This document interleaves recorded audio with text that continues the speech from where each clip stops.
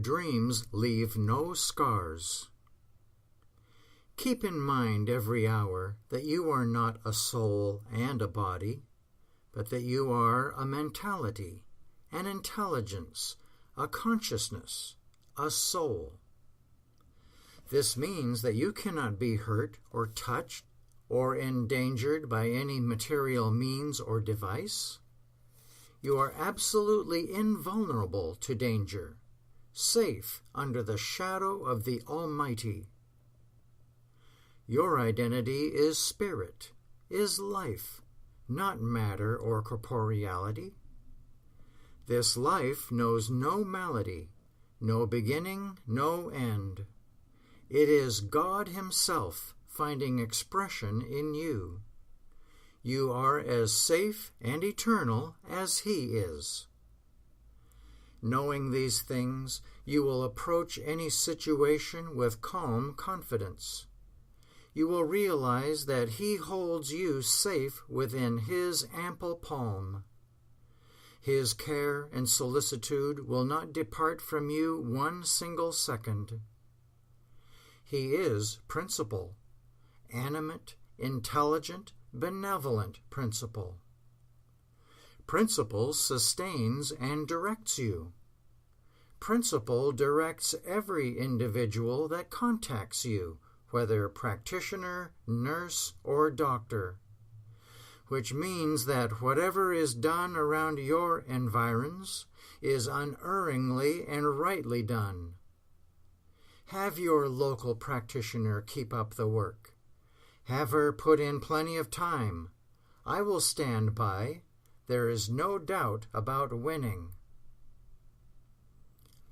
Long ago I should have reminded you by letter that yours is a spiritual structure, which has not been handled or even touched by any mortalities, or by any material remedies or instruments. This means that your integrity holds fast. Lowell paints the picture. "'Tis as easy now for the heart to be true as for grass to be green or skies to be blue. 'Tis the natural way of living. Who knows whither the clouds have fled? In the unscarred heaven they leave no wake." I have just returned to the office. Wanted to phone you from Lansing, but your whereabouts were so indefinite. Saw your papa and mama. They were in the pink of condition, it seems to me, having an unusually happy time. Sorry awfully to have missed you.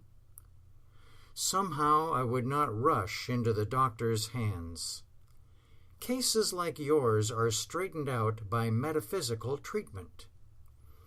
In fact, I have some on hand right now that are doing very well indeed.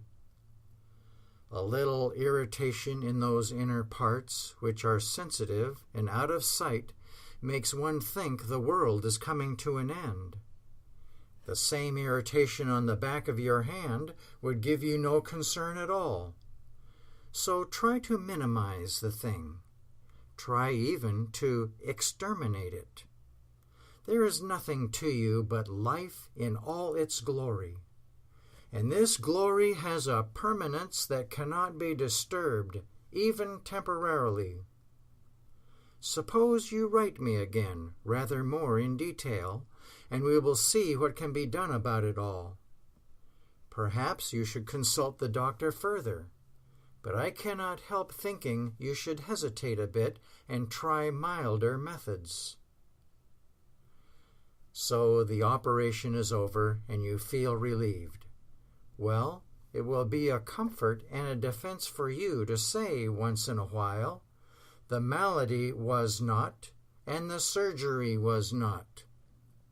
Neither of them has touched or moved me.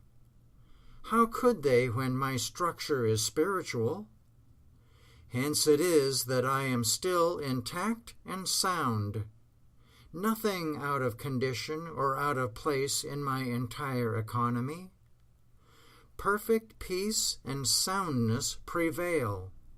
It cannot be otherwise, because the Almighty stands guard and forbids the entrance of any alien.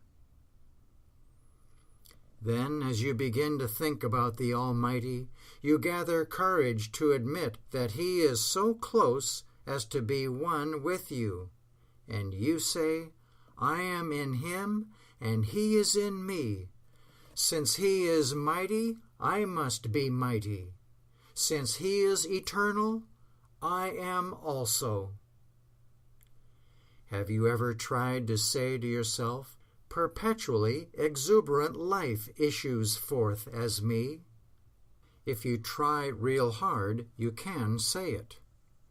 The second time will be easier. You can say it 40 times a day.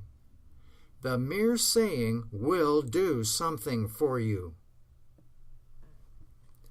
That surgery you mention never happened because you are spiritual in structure, intelligence rather than corporeality, and intelligence cannot be touched by material instruments or ailments. Every part of you, therefore, is in perfectly good trim today. This is why we say you are whole, sound, intact, and at peace at every point and in every respect. We will keep working, which means you will keep talking to yourself constructively. Now be careful to repudiate that surgery with the conditions it was aimed at. They never have entered your habitation. You can still say, perfect God and perfect me.